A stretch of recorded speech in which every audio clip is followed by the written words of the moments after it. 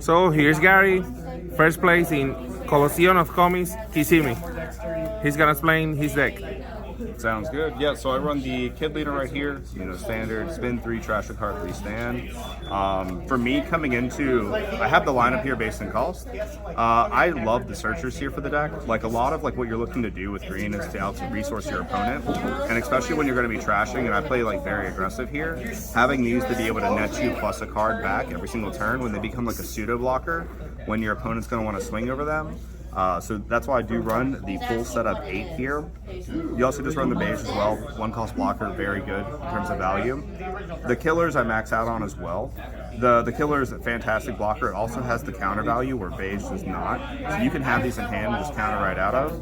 Then if they're on the field, you just stack a Dawn under it. You have 3 or more characters, you're going to net yourself a card draw. As you're seeing there's a lot of draw consistency to keep your hand nice and healthy when you're going to the late game.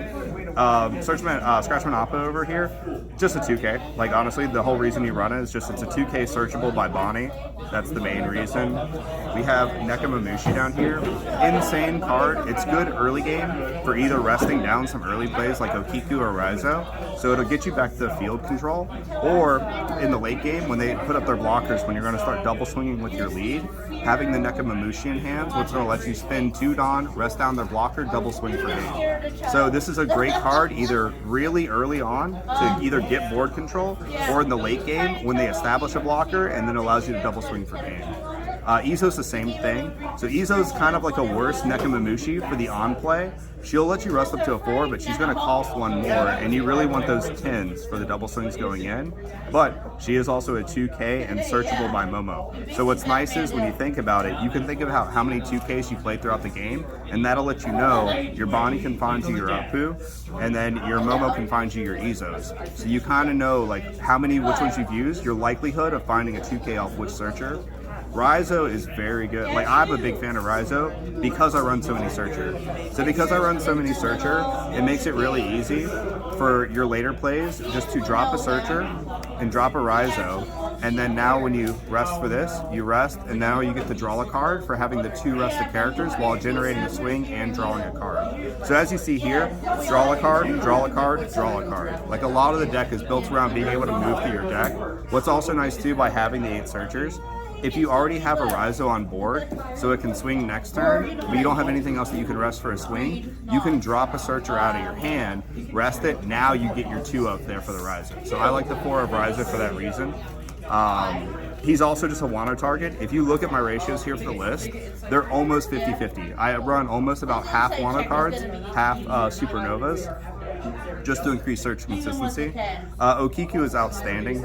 Being able to rest the 5 costs or less, like when you look at like even my deck, it's pretty much resting everything out of here. So OKIKU just really lets you control the board.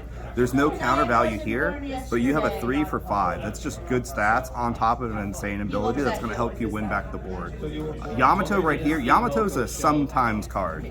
So the great thing about YAMATO is that you can drop YAMATO on the field, and then because it's both double attack and banish, when they counter out a hand and they get really low in their hand size there, this is a great card to be able to punish that, because you can go ahead and play it, and then when they don't have any more cards left in hand, you can just Dawn up YAMATO, swing, now they have to take both double attack and banish, so straight to the trash. And then that allows them, because they think that they're going to guard and be able to take back from their life later on, YAMATO says you don't get to do that. So I like YAMATO as a 2 of, just for like when they play and give you that situation there, you can play around it that way.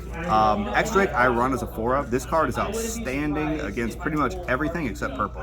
Against purple, it does have a 1K counter, so you just counter it out of hand. But against green, pop OKIKU. Against red, pop a Zoro. Against blue, you're gonna pop all their 4 costs unless 7 Warlords. Like the amount of value that X-Drake gives you, and being a 6K too, you get the drop immediate value, 6K established. Very solid. I do run a lot more of the 7s than I do the 8s. So the 7s right here provide consistent value over time, because the fact that you're going to be restanding while generating a blocker on the swing, you can just swing at your opponent every single turn, 8K, 8K, 8K, and they're eventually going to get whittled down until you can finish with your leader. So I like the ability of here. And then what's great about it is that if they make a very big swing, you can just let it pass, where you can't do that with the 8 cost kid. The 8 cost kid, if you're going to rest it and put it on, you know that swing is going to go in. Whereas like if they swing 10,000, you can just let it pass and let it hit your life and you're fine.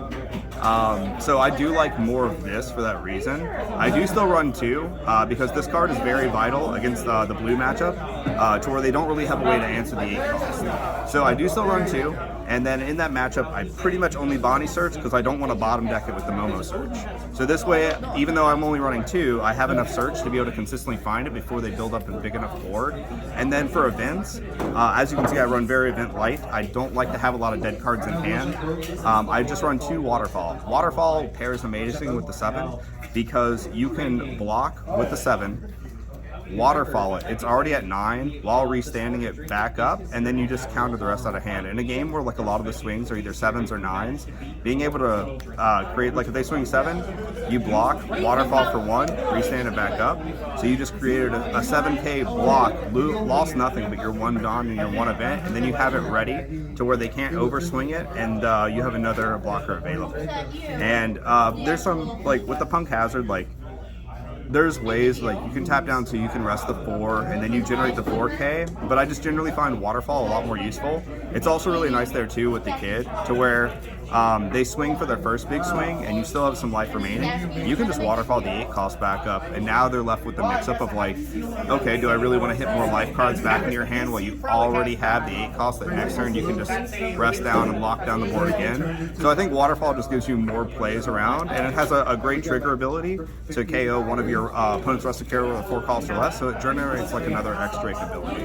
And that's pretty much my reasoning for everything I run here. I play the deck very aggressive mid-range, so if you play against me, you're going to realize I double leader a lot. So it's like early on, like around, once I have 5 Dawn, honestly, attach 2 to lead and double swing for 7 is not a bad play. I do it quite often. And that's pretty much how I tailor the list here. Thank you so much. You're welcome, man.